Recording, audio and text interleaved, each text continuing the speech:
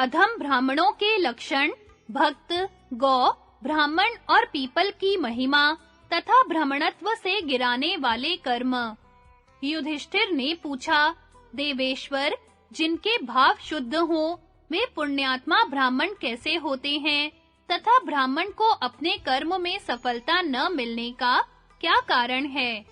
भगवान ने कहा, पांडुनंदन, ब्राह्मणों का कर्म क्यों सफल होता है और क्यों निष्फल, इन बातों को मैं क्रमशः बताता हूँ, सुनो। यदि हृदय का भाव शुद्ध न हो तो त्रिदंड धारण करना, मौन रहना, जटा रखाना, माथा मुंडाना, वल्कल या मृग चर्म पहनना, व्रत और अभिषेक करना, गृहस्थ धर्म का पालन करना, स्वाध्याय में संलग्न रहना और अपनी स्त्री का सत्कार करना, ये सारे कर्म व्यर्थ हो जाते हैं। जो क्षमाशील, दम का पालन करने वाला, क्रोध रहित तथा मन और इंद्रियों को जीतने वाला हो, उसी को मैं श्रेष्ठ ब्राह्मण मानता हूँ। उसके अतिरिक्त जो ब्राह्मण कहलाने वाले लोग हैं, वे सब शूद्र माने गए हैं। जो अग्निहोत्र, व्रत और स्वाध्याय में लगे रहने वाले, पवित्र, उपवास करने वाले और जितेंद्रिय हैं, उन्हीं पुरुषों को देवता लोग ब्राह्मण मानते हैं।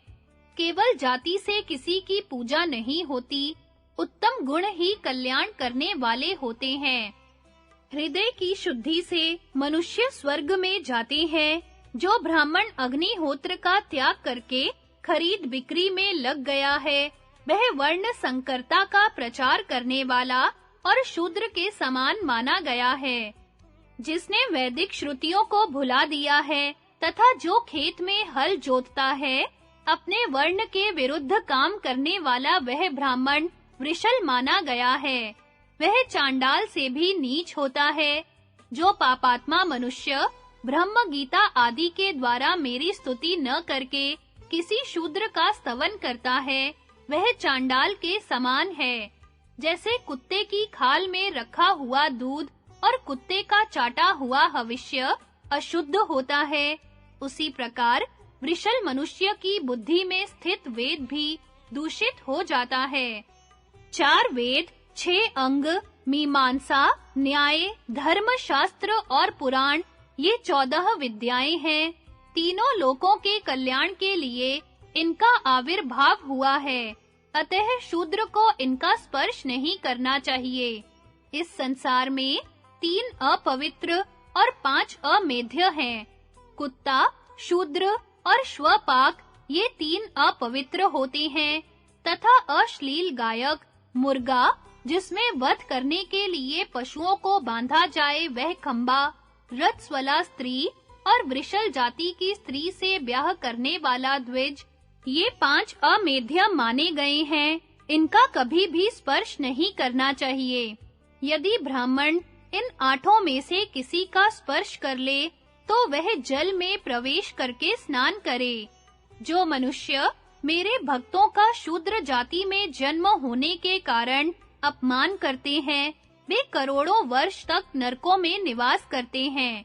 जो मनुष्य मेरे भक्तों के भक्त होते हैं, उन पर मेरा विशेष प्रेम होता है।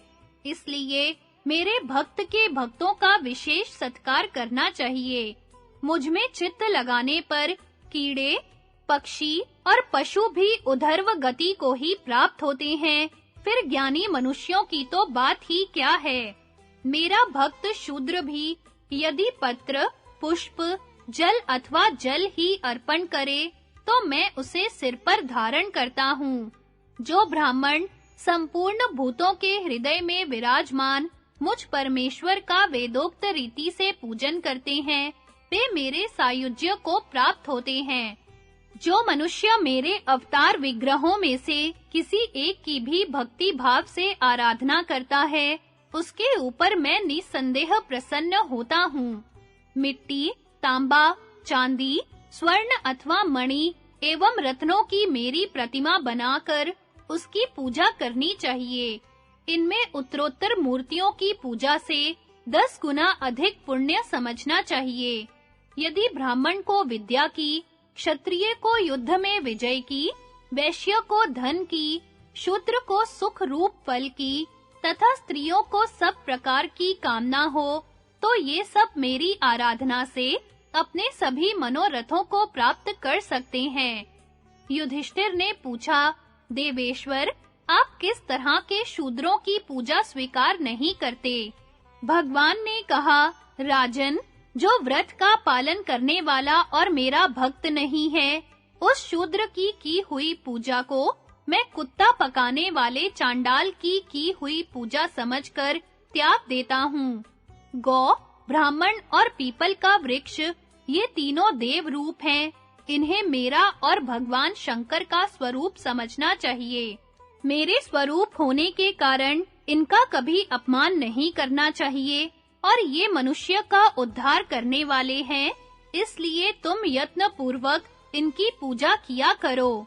युधिष्ठिर ने पूछा, भगवन, मनुष्य ब्राह्मण शरीर से ही शूद्र कैसे हो जाता है?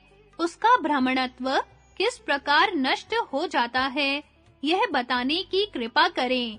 भगवान ने कहा, राजन, जो 12 वर्षों तक केवल कुएं के जल से स्नान करता है तथा जो उतने ही वर्षों तक राजा के आश्रय में रहकर अपनी जीविका चलाता है, ऐसा ब्राह्मण शूद्र भाव को प्राप्त हो जाता है। जो ब्राह्मण काम से मोहित होकर शूद्र जाति की स्त्री से संतान उत्पन्न करता है, उसका ब्राह्मणत्व तुरंत नष्ट हो जाता है। युधिष्ठिर, जो लोग दुर्लभ ब्राह्मणत्व को पाकर भी ऊपर बताए हुए बुरे मार्गों से चलकर उसका नाश कर डालते हैं, उनके लिए मुझे बड़ा शोक होता है। इसलिए जो ब्राह्मण मुझ में प्रेम रखता हो, उसे सब प्रकार के प्रयत्न द्वारा ऐसा कोई कर्म नहीं करना चाहिए जो उसे ब्राह्मणत्व से भ्रष्ट करने वाला हो।